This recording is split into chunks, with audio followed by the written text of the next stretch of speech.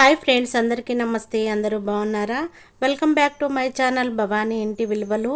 నేను ఇంతకుముందు వీడియోలో బ్లౌజ్ కటింగ్లు చూపించాను. క్రాస్ కటింగ్ ఎలా చేసుకోవాలి, ఎలా స్టిచ్చింగ్ చేసుకోవాలి అనేది ప్రతి ఒక్కటి మీకు కరెక్ట్గా ఎక్స్ప్లెయిన్ చేశాను. ఇప్పుడు హ్యాండ్స్ కటింగ్ చూపిస్తున్నాను. నా వీడియో మొత్తము చివరి వరకు చూడండి.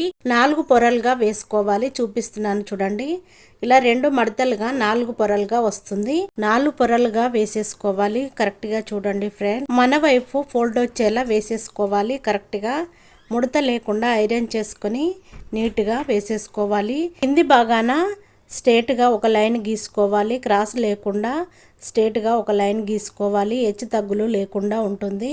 మనము తీసుకుంటుంది పఫ్ హ్యాండ్స్ కదా, 10 ఇంచుల పొడవును తీసుకోవాలి. ఇది మోచే నుంచి భుజాల వరకు 10 ఇంచులు ఉంటుంది. మనకి ఖర్చు కోసము 1 ఇంచు పోతుంది. ఇప్పుడు 11 ఇంచెస్ పెట్టుకోవాలి. 11 ఇంచులను తీసుకోవాలి. హ్యాండ్స్ డౌన్ వచ్చి 3 ఇంచులను తీసుకోవాలి. 2 లైన్స్ని గీసాను చూడండి. నేను చిన్న బ్లౌజ్ తీసుకుంటున్నాను, 3 ఇంచులు తీసుకున్నాను. పెద్ద బ్లౌజ్ అయితే మీరు 4 ఇంచులు తీసుకోండి, లేదంటే 3.5 ఇంచులు తీసుకోండి, సరిపోతుంది. ఇక్కడ నుంచి ఇక్కడి వరకు మనము కరువు తీసుకోవాలండి. చూపిస్తున్నాను చూడండి. మనము సంక రౌండ్ ఎంత ఉందో చూసుకోవాలి. సంక రౌండ్ ఎంత ఉంది అనేది చూసుకొని మనము కరెక్ట్గా మార్కింగ్ చేసుకోవాలి.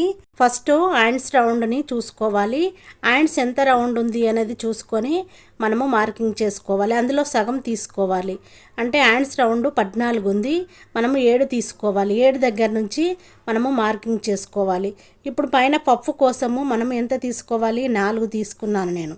పఫ్ మనకి మంచిగా బుట్టలాగా రావాలి పప్పు అనుకుంటే 4 తీసుకొని దాని నుంచి సంక వరకు మనము కరెక్ట్గా మార్కింగ్ చేసుకొని హ్యాండ్స్ని కట్ చేసుకోవాలి.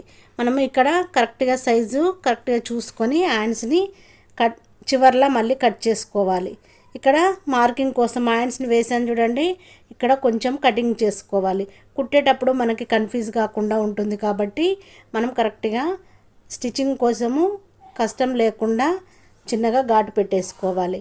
ఇప్పుడు మనం హ్యాండ్స్ ఫ్రంట్ భాగాన లో తీసుకోవాలి.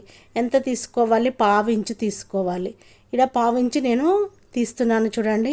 మనం కుట్టేటప్పుడు కన్ఫ్యూజ్ కాకుండా ఉండడం కోసము మనం ఒక లైన్ గీసుకోవాలి. ఇంతకుముందు వీడియోలో వెనక పార్టు ముందు పార్టు క్రాస్ బెల్ట్ ఎలా కట్ చేసుకోవాలో మొత్తము చూపించాను, కరెక్ట్గా ఎక్స్ప్లెయిన్ చేశాను. కటింగ్ కరెక్ట్గా చూపించాను ఫ్రెండ్స్. కరెక్ట్గా చూడండి, కరెక్ట్గా కట్ చేసుకోండి. కింది భాగాన కుచ్చుల కోసము నేను లైనింగ్ని ఎక్కువగా తీసుకున్నాను. నేను చేసిన వీడియో నచ్చినట్టయితే మీ వాళ్ళందరికీ షేర్ చేసి నా ఛానల్ సబ్స్క్రైబ్ చేసుకోండి.